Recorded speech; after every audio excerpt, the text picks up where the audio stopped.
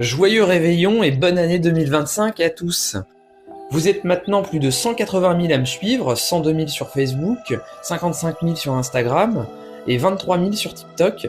Merci à tous de me suivre. J'ai déjà publié plus de 150 articles sur mon site.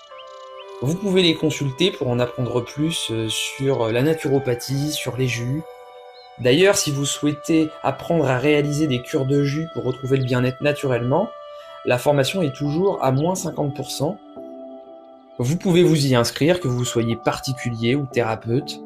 J'ai créé cette formation dans l'optique de faire, à l'instar de l'aromathérapie, de la gémothérapie, des fiches pour chaque jus unitaire, avec les propriétés, les indications et les contre-indications, et la composition de chaque jus, de sorte d'expliquer les effets des jus par rapport à leur composition biochimique. J'ai fait énormément de recherches, d'études scientifiques pour cela, pour arriver à réunir toutes ces informations.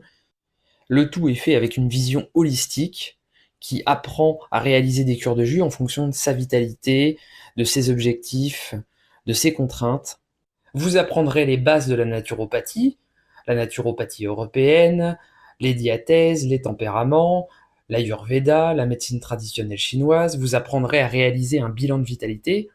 Vous apprendrez à repérer les carences en micronutriments, vitamines, oligo-éléments, minéraux, et à les combler. Vous apprendrez leurs effets, leurs associations, leurs interactions, avec des centaines de recettes classées par saison, saveur et effet.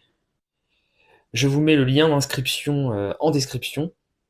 En l'honneur du réveillon, je vous partage une astuce pour limiter les méfaits de l'alcool, donc au-delà de boire de l'eau entre les verres, entre les repas aussi, parce que sinon ça va diluer les sucs digestifs.